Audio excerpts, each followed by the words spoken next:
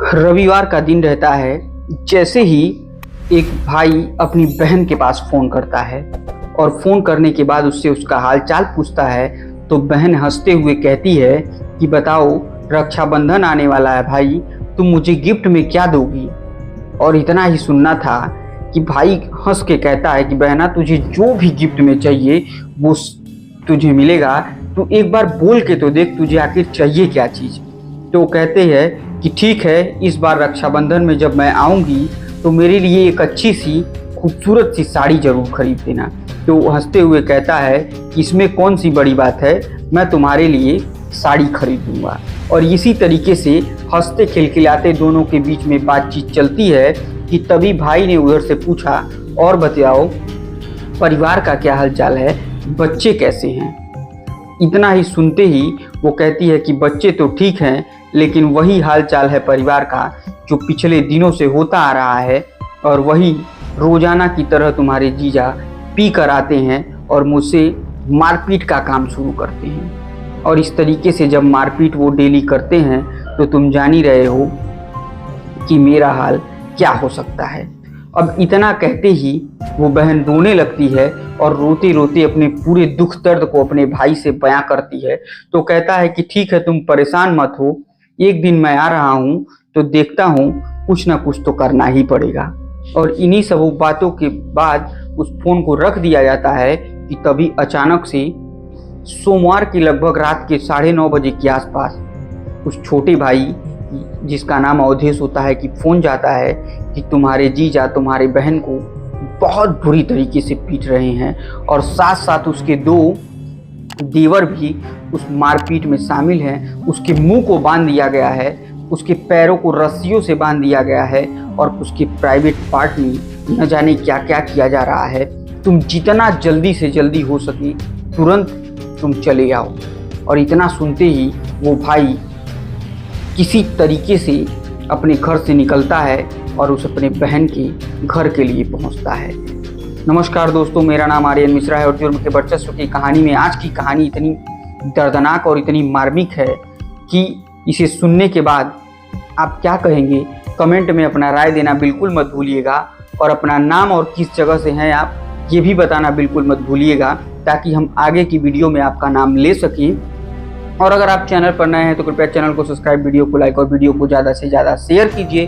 तो देर न करते हुए सीधे दोस्तों आज की हम कहानी पर आते हैं।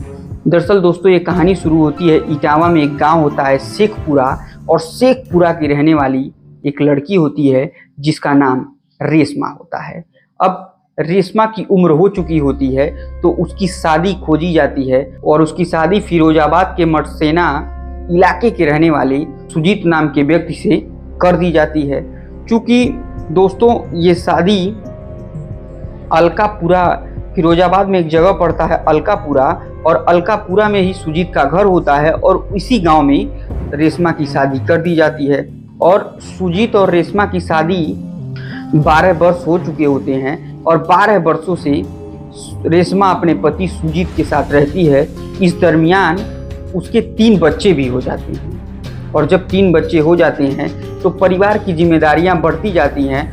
अब जब 3 बच्चे हो जाते हैं तो वो अपने इन बच्चों का लालन पालन में परेशान रहती है। लेकिन एक घटना जो हमेशा उस लड़की यानी रेशमा के साथ घटते आता है, वो कुछ इस तरीके की घटना रहती है जिसकी वो लगातार शिकायत अपने मायके करती रहती है।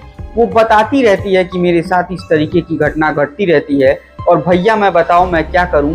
वो अपनी माँ से भी इन चीज़ों की शिकायत करती है, अपनी भाभी से भी इन चीज़ों की शिकायत करती है, और तो और वो अपने भाइयों से भी इस तरीके की शिकायत करती है। कई बार पंचायत भी होती है, लेकिन उसकी वो दुख, वो दर्द खत्म होने का नाम नहीं ले रहे थे। क्योंकि जब भी सुजीत पी कर आता तो सबसे पहले वो उसकी अपनी पत्नी यानी रेशमा को मारना शुरू कर दिया करता था, और मारते मारते बार बार उससे एक ही बात कहता कि तुम ज़्यादा से ज़्यादा अपने घर से पैसे मांगो और मुझे पैसे दो, यानी वही दहेज की बात, जिसके लिए आजकल सारे रिश्ते खत्म होते जाते हैं। और इस तरीके से वो मांगना शुरू करता। क्योंकि रेशमा के परिवार वाले थोड़े गरीब थे, इस वजह से जितना उनसे बन पाया था उन लोगों ने अपनी औकात से ज़्यादा इसको पैसे देने की कोशिश किए, धन देने की कोशिश किए, लेकिन ये जुल्म सितम लगभग 12 वर्षों से ये लड़की झेल रही होती है।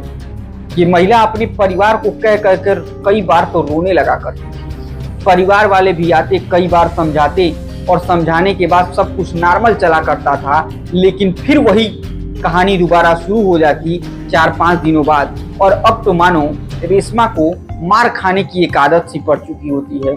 वो जब आता रात को पीने के बाद रेशमा को पूरी तरीके से पीटता, जिस तरीके से चाहता उस तरीके से मारता, बल्कि उसके शरीर के साथ प्राकृतिक अप्राकृतिक तरीके से छेड़छाड़ भी कर दिया करता। अब ये घटना इस कदर बड़ा रूप लेने वाली थी, सहते सहते ये इतना बड़ा कांड में बदलने वाली थी, जिसके बारे में रेशमा भी सोची नहीं थी। और वो दिन होता है सोमवार का, जब रेशमा अपने घर पर लेटी होती है कि तभी उसका पति दारू पीकर फिर से आता है।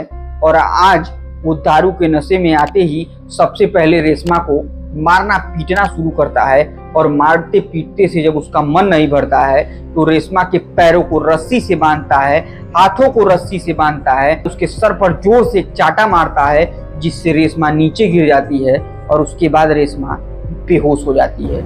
अब जब रेशमा बेहोश हो जाती है तो इसके हाथ पैर सब कुछ बांधने के बाद इसके पूरे कपड़ों को फाड़ दिया जाता है, इसको बिल्कुल निर्वस्त्र कर दिया जाता है। और उसके बाद इसके 2 देवर और आ जाते हैं, यानी सुजीत के 2 और भाई भी आ जाते हैं। और ये तीनों लोग मिलकर दरिंदगी की वो हदें पार करना शुरू करते हैं, जिसके बारे में मैं आपको कहानी सुनाऊंगा तो यकीन मानिए दोस्तों आपकी आंखें भर जाएंगी। तो कहानी अंत तक जरूर सुनिएगा। और इसके बाद वो दोनों इसको कुछ इस कदर पीटना शुरू करते हैं, वो तीनों व्यक्ति मिलकर एक निर्वस्त्र महिला के ऊपर अपने जुल्मो सितम का अत्याचार का भी कर पा रहे थे, जिस तरीके से मार पा रहे थे उस तरीके से मारना शुरू करते हैं। इस मारपीट के दौरान अचानक से जब रेशमा को होश आता है तो वो चीखने लगती है, चिल्लाने लगती है। और ये चीख चिल्लाहट सुनकर अगल बगल के लोग आते हैं तो देखते हैं कि रेशमा को ये तीनों लोग मिलके बहुत बुरी तरीके से पीट रहे हैं और उसके शरीर पर एक भी कपड़ा नहीं है। तभी उसी गांव वालों में से एक व्यक्ति रेशमा के छोटे भाई यानी अवधेश को फोन कर देता है और बताता है कि तुम जितनी जल्दी हो सके रेशमा के घर पर आ जाओ, वरना आज रेशमा की जान नहीं बच पाएगी। और रेशमा के पति और उसके 2 देवर, इन सारे लोग मिलकर रेशमा को बहुत बुरी तरीके से पीट रहे हैं। अब इतना सुनना ही था कि भाई के दिलो दिमाग में तो मानो 440 वोल्ट का करंट दौड़ गया हो। और वो जिस तरीके से भी भाग पाता है, जल्दी से जल्दी रेशमा के घर पहुंचता है। और जब देखता है तो रेशमा मरणासन की स्थिति में रहती है, कुछ बोल नहीं पाती है।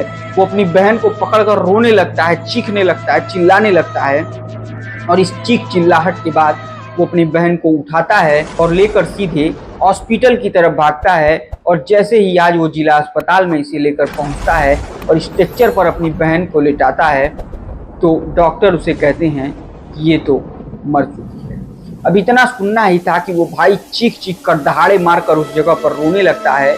और चीखने चिल्लाने के बाद जब उसे पता चलता है कि इन तीनों लोगों ने मिलकर मारा है तो वही लाश लेकर के वो थाने पर पहुंचता है। और जहां पर वो अपनी तहरीर देता है, पुलिस उस बॉडी को कब्जे में लेती है और पोस्टमार्टम के लिए भेजती है।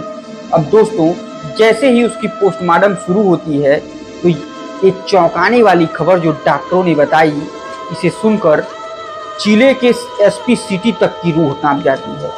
वो भी कहते हैं कि मैंने जीवन में इस तरीके की घटना कभी भी नहीं देखी थी और ना ही कभी सुनी थी। वो घटना ये होती है दोस्तों कि उस महिला के बड़ी आंत में एक 8 इंच का बेलन किस तरीके से अंदर चला जाता है। और पोस्टमार्टम रिपोर्ट के बाद ये डॉक्टर भी हैरान रहते हैं।